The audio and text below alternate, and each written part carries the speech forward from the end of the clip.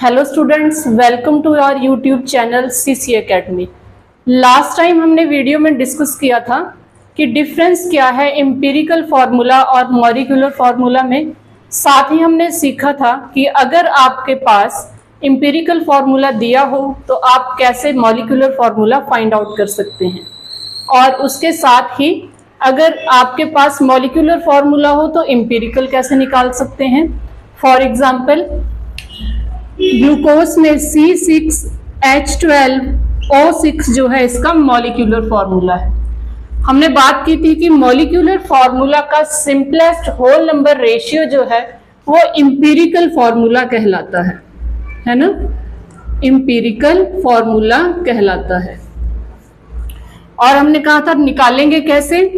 यहां पे जैसे 6, 12, 6 इन सब का हमने आपस में रेशियो निकालना है। किस तरह से निकलेगा, 6 से तीनों को डिवाइड कर देंगे, क्या आएगा 1:2:1।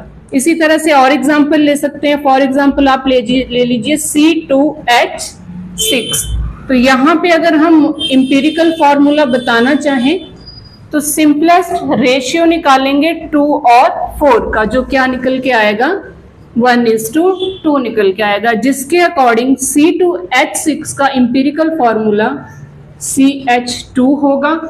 ग्लूकोज का एम्पिरिकल फॉर्मूला CH2O होगा। ये चीजें हमने लास्ट वीडियो में डिस्कस कर ली थी। तो आज हम क्या नया सीखने वाले हैं। आज हम सीखेंगे, आपके पास कुछ डाटा दिया हो सामने, है ना, जिसमें आपको बताया गया हो एक कंपाउंड के अंदर डिफरेंट एटम्स जो हैं कितनी परसेंटेज में प्रेजेंट हैं। तो वहां से आप किस तरह से एम्पिरिकल फॉर्मूला निकाल सकते हैं। फॉर एग्जांपल हमारे पास एक क्वेश्चन है, a compound contains 4.07% hydrogen, 24.27% carbon and 71.65% chlorine, और साथ ही आपको मोलर मास दिया है इस कंपाउंड का 98.96 ग्राम। हमें क्या कैलकुलेट करना है, एम्पिरिकल और मॉलिक्यूलर दोनों के दोनों फार्मूलाज कैलकुलेट करने हैं। सबसे पहले तो यहाँ पे ये जो परसेंटेज में दे रखा है, इसको हमें पता करने के लिए कौन सा कॉन्सेप्ट लगेगा, मास परसेंटेज का। मास परसेंटेज जो हम अपने डिफरेंट कंसंट्रेशन टर्म्स सीखते हैं, जहां हम सीखते हैं कि कितने सॉल्यूट के अंदर कितना सॉल्वेंट प्रेजेंट है, mass percentage, volume percentage, molarity, वहीं पे मास परसेंटेज भी यूज होता है पता करने के लिए। तो वहीं यहाँ अगर देखा जाए, अगर हम 100 ग्राम के हिसाब से चलें, 100 ग्राम के हिसाब से चलें तो हाइड्रोजन हमें 4.07% दिया है, जो कितना बनता है 4.07 ग्राम। यानी हम सीधे तौर पे कह सकते हैं 100 में से 4.07% अगर हम लगा के चलें तो हाइड्रोजन जो है हमारा 4.07 ग्राम है इस कंपाउंड के अंदर। वहीं पे कार्बन जो है वो आपका कितना है 24.7 ग्राम। ये हम कैसे ले रहे हैं, 100 ग्राम के एस्पेक्ट में इसको हम ले रहे हैं। क्लोरीन कितना है 71.65 ग्राम। तो यहां से मास परसेंटेज की हेल्प से हमने क्या कर लिया, ये परसेंटेज को कन्वर्ट कर लिया। बहुत सिंपल सा है, हम क्या करते हैं 100 ग्राम के रिगार्डिंग इसको कैलकुलेट करके देख लेते हैं, और उसी तरह से ये हमारे वैल्यूज आई हैं यहाँ पे। अब नेक्स्ट क्या है, नेक्स्ट यहाँ पे एम्पिरिकल फार्मूला और मॉलिक्यूलर फार्मूला सॉल्व करने के लिए सबसे पहले हम एक टेबल बना लेंगे, जिसमें सबसे पहले लिखेंगे कि हमारे पास एलिमेंट्स कौन कौन से गिवन है। तो एलिमेंट्स हैं हमारे पास हाइड्रोजन, देन कार्बन, और उसके बाद है क्लोरीन। इसी टेबल में नेक्स्ट कॉलम में आप देखेंगे कि क्वेश्चन में आपको गिवन मास कितना दिया हुआ है। यही गिवन मास जो था वो परसेंटेज में दे रखा था, उसको हमने देख लिया कि ग्राम में किस तरह से आता है वो। तो 4.07 ग्राम, देन कार्बन का 24.27 ग्राम एंड क्लोरीन का 71.65 ग्राम। गिवन मास देने के बाद हम इनका कैलकुलेट कर लेंगे नंबर ऑफ मोल्स। अब नंबर ऑफ मोल्स कैसे कैलकुलेट किया जाता है? नंबर ऑफ मोल्स निकालने के लिए आपको गिवन मास को मोलर मास के साथ डिवाइड करना होता है। यहां से हम क्या निकाल सकते हैं? नंबर ऑफ मोल्स निकाल सकते हैं। तो यहां पे यूज करेंगे किस तरह से, देखिए जरा। गिवन मास कितना है हाइड्रोजन का? 4.07 ग्राम। और हाइड्रोजन का मास कितना होता है? 1। तो नंबर ऑफ मोल्स कितने निकल के आए? 4.07। वही कार्बन के लिए देखिए, गिवन मास है आपका 24.27 ग्राम और कार्बन का अपना एटॉमिक मास कितना होता है? 12 ग्राम। नंबर ऑफ मोल्स कितने निकल के आएंगे? 2.02, अप्रोक्सीमेटली 2.02 निकल के आएगा जब हम इसको कैलकुलेट करेंगे। नेक्स्ट क्लोरीन के लिए 71.65 ग्राम आपका गिवन मास है और क्लोरीन का एटॉमिक मास कितना होता है? 35.5 ग्राम। इसको जब हम सॉल्व करके देखेंगे तो यहाँ पे देखिए जरा कितना आएगा। जब हम इसको सॉल्व करेंगे तो आएगा आपका 2.01 के अप्रॉक्स इसकी वैल्यू निकल के आएगी। यानी हमने एलिमेंट्स देख लिए, उनका जो गिवन मास जो परसेंटेज फॉर्म में था उसको ग्राम में कन्वर्ट करके देन हमने नंबर ऑफ मोल्स निकाल लिए। नेक्स्ट स्टेप क्या है इसका? नेक्स्ट अब हम इसका रेशियो निकालेंगे। किसका रेशियो निकालेंगे? ये जो नंबर ऑफ मोल्स निकल के आए हैं हमारे पास, इनका आपस में रेशियो निकालना है। क्या करेंगे? जिसके सबसे कम है, जो लोवेस्ट आपको नंबर ऑफ मोल्स दिखाई दे रहे हैं, उसके साथ तीनों को ही डिवाइड कर लेना है। तो फर्स्ट हाइड्रोजन के लिए जब करेंगे 4.07 से लोवेस्ट कौन सा है? 2.01 है। 2.01 के साथ approximately 2। Then next chlorine carbon के लिए हमारा 2.02 है, इसको भी 2.01 के साथ करेंगे तो 1 के आसपास आएगा। एंड क्लोरीन का 2.01 से डिवाइड करने पे 1 आएगा। इतना करने के बाद यानी यहाँ पे हमें पता चल गया है कि हाइड्रोजन जो है उसके 2 एटम्स प्रेजेंट हैं, कार्बन का 1 एटम प्रेजेंट है, क्लोरीन का 1 एटम प्रेजेंट है। तो हम साइड में लिख सकते हैं हाइड्रोजन के 2 प्रेजेंट हैं, कार्बन का 1 प्रेजेंट है एंड क्लोरीन का भी 1 एटम प्रेजेंट है।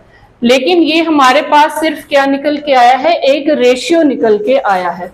और जैसा कि हमें पता है कि रेशियो हमें क्या बताता है? एम्पिरिकल फॉर्मूला बताता है।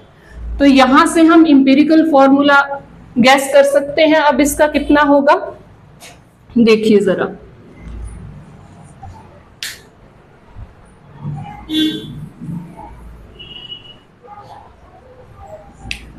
तो इसका एम्पिरिकल फॉर्मूला जो है C कार्बन 1, हाइड्रोजन के 2 एंड क्लोरीन का 1, ये हमारे पास एम्पिरिकल फॉर्मूला हम फाइंड आउट कर चुके हैं।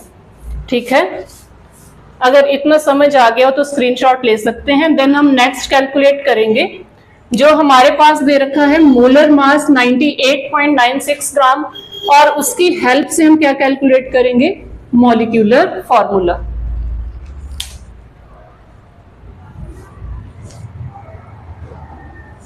चलिए नेक्स्ट देखते हैं। एम्पिरिकल फॉर्मूला आ गया है CH2Cl, है ना, एम्पिरिकल फॉर्मूला। और क्या डाटा गिवन है आपको? मोलर मास गिवन है 98.96। मोलर मास कितना गिवन है? 98.96 ग्राम। और कहा गया कि मॉलिक्यूलर फॉर्मूला निकाल के दिखाइए। अब जिस तरह से एम्पिरिकल फॉर्मूला और मॉलिक्यूलर फॉर्मूला आपस में एक रेशियो में होते हैं, यानी मॉलिक्यूलर फॉर्मूला के अंदर जितने भी एटम्स हैं उनका आप एक सिंपलेस्ट रेशियो निकालिए तो एम्पिरिकल फॉर्मूला निकल के आता है। सेम वैसे ही मोलर मास और एम्पिरिकल फॉर्मूला मास को आपस में डिवाइड करके आप वो कॉमन नंबर निकाल सकते हैं जो रेशियो से पहले इन दोनों के बीच में एग्जिस्ट करता था। कैसे, जैसे हम मैथ्स में करते हैं ना, अगर मैं आपको बोल दूं 8:6 निकालो, तो आप क्या करोगे, 8/6 है ना, फिर आप डिवाइड करोगे इसको किससे डिवाइड करोगे, ऐसा ही कॉमन नंबर देख के जिनसे ये दोनों डिवाइड होते हो। फॉर एग्जाम्पल 2 3 6 एंड 2 4 8, 4:3 निकल के आया। तो वो नंबर कौन सा था, वो नंबर 2 था। वो नंबर 2 था जो इन दोनों में एक कॉमन फैक्टर था जिससे हमने इनको डिवाइड किया है। तो अब वही कॉमन फैक्टर हम निकालेंगे मोलर मास और इंपीरिकल फॉर्मूला मास के बीच में। किस तरह से निकलेगा देखिए जरा।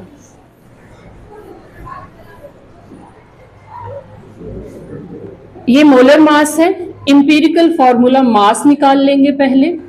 कितना होगा, कार्बन का 12, हाइड्रोजन का 2, क्लोरीन का 35.5, which is equal two plus करके कितना आएगा ये 49.5 ग्राम। अब इसके बाद इनका रेशियो ले लेते हैं, है ना। रेशियो क्या आएगा, आप ऊपर मोलर मास ले लीजिए अपॉन नीचे एम्पिरिकल फॉर्मूला मास ले लीजिए, है ना। तो 98.96 अपॉन 49.5 डिवाइड करके क्या आएगा, अप्रोक्सीमेटली 2 के आसपास आएगा ये नंबर। यानी ये 2 ही वो नंबर है। अच्छा इतना स्क्रीनशॉट ले लीजिए पहले, इतना। तो ये 2 ही वो नंबर है जो आपका मॉलिक्यूलर फॉर्मूला और इंपीरिकल फॉर्मूला के बीच में, अगर हम इसको इंपीरिकल फॉर्मूला के साथ मल्टीप्लाई करते हैं तो हमें मॉलिक्यूलर फॉर्मूला मिल सकता है। कैसे, इंपीरिकल फॉर्मूला हमारे पास कितना निकल के आया, CH2Cl। मॉलिक्यूलर फॉर्मूला निकालने के लिए हम इसी नंबर को 2 को मल्टीप्लाई करेंगे किसके साथ, इंपीरिकल फॉर्मूला के साथ। यानी हमारा मॉलिक्यूलर फॉर्मूला क्या बन जाएगा, कार्बन को 2 से मल्टीप्लाई, कार्बन के 2 एटम्स, हाइड्रोजन ऑलरेडी 2 है, फिर 2 से करेंगे तो हाइड्रोजन के 4 एटम्स हो जाएंगे। क्लोरीन का 1 दिखा रहा है, 2 के साथ करेंगे तो क्लोरीन के भी 2 एटम्स हो जाएंगे। इस तरह से हमने लास्ट में जो हमसे क्वेश्चन में जितनी चीजें पूछी गई थी, क्या क्या पूछा गया था, इंपीरिकल एंड मॉलिक्यूलर फॉर्मूला दोनों ही हमने कैलकुलेट कर लिए हैं। इंपीरिकल फॉर्मूला हमारा निकल के आया CH2Cl एंड मॉलिक्यूलर फॉर्मूला हमारे पास आया C2H4Cl2। तो आज के लिए इतना ही। अगर वीडियो पसंद आई हो तो लाइक कर सकते हैं, शेयर कर सकते हैं और चैनल को सब्सक्राइब कर सकते हैं। Thank you, have a nice day.